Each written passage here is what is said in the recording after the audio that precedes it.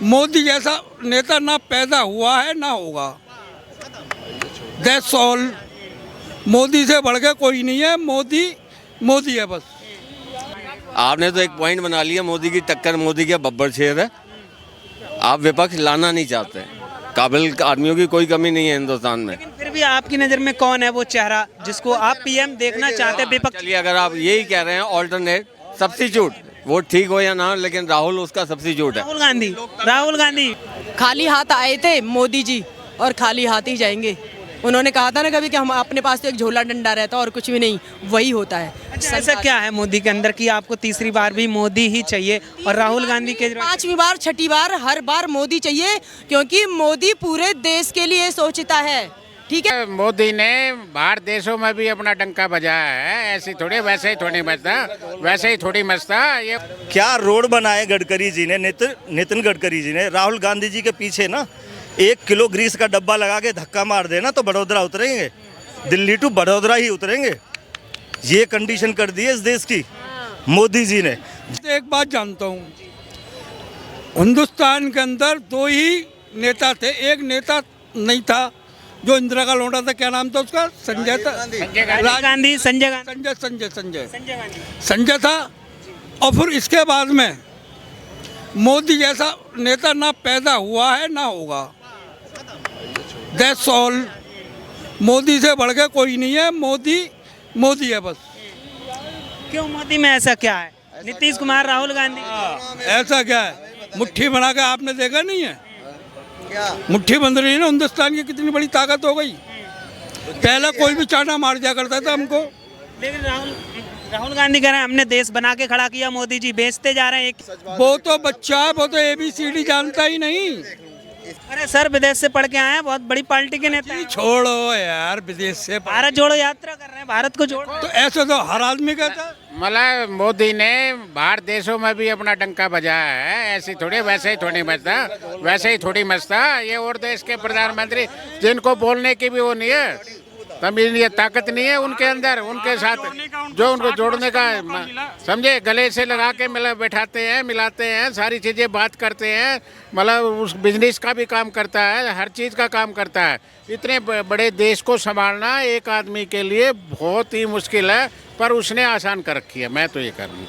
Road देखिए आप, road ऐसे बना दिए ना कि कहीं कोई दिक्कत होती नहीं। पहले उन्हीं रोड पे गाड़ी चलाने में दिक्कत होती थी, ठीक है ना। और अब दिल्ली से बाहर किसी भी क्षेत्र में आप चले जाइए, जो हमारी ये जो रोड व्यवस्था कर दी है ना उन्होंने, बहुत ज़बरदस्त है। कहीं कोई डर नहीं लगता। वो कहते हैं महंगाई पे बात नहीं होती है, रोजगार, महंगाई, ये जो वादे किए थे, नौकरियां नहीं दी युवाओं को। राहुल गांधी जी बिल्कुल ठीक कहते हैं। क्या रोड बनाए गडकरी जी ने, नितिन गडकरी जी ने। राहुल गांधी जी के पीछे ना 1 किलो ग्रीस का डब्बा लगा के धक्का मार देना तो बड़ौदा उतरेंगे, दिल्ली टू बड़ौदा ही उतरेंगे।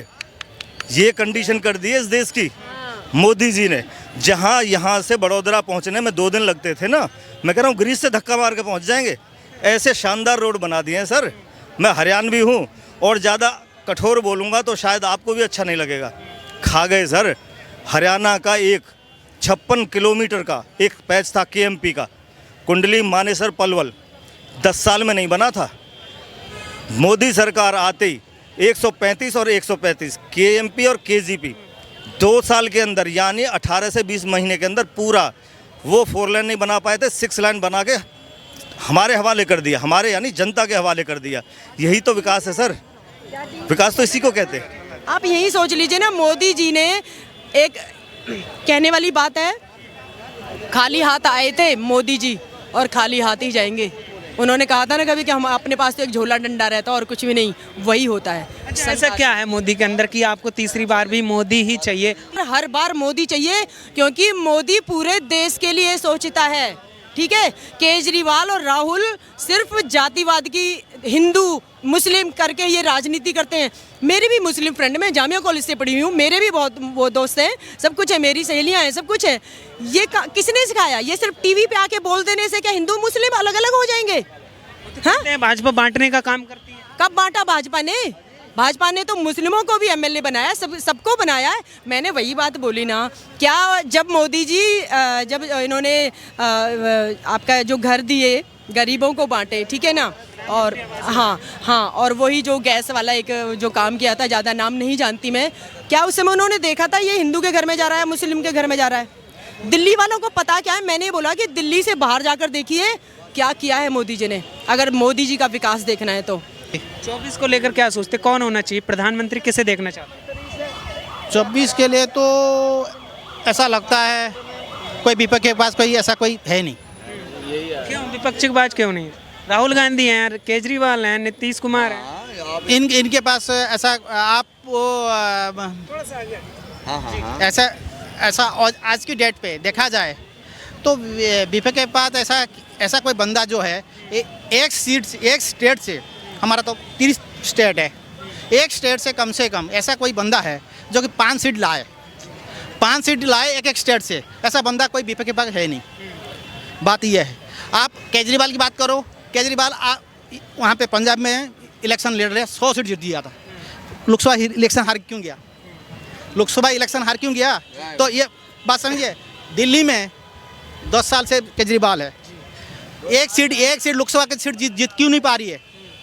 इसीलिए लोकसभा का जो एरिया है और विधानसभा का एरिया में बहुत डिफरेंस है, और इसका जो पोजीशन होती है अलग हो जाती है। जैसे अभी का जैसे लोकल इशू होता है और स्टेट का सेंटर का जो होती है उस सेंटर का माने कंट्री का इशू होती है। तो इसीलिए आज की डेट पे विपक्ष के पास मोदी को टक्कर देने का कोई नहीं है, चेहरा नहीं है। सर क्या कहेंगे, कौन? अरे टक्कर देने वाले कैसे नहीं है, खोजो तो करोड़ों मिल जाएंगे। आपने तो एक पॉइंट बना लिया, मोदी की टक्कर मोदी के बब्बर शेर है।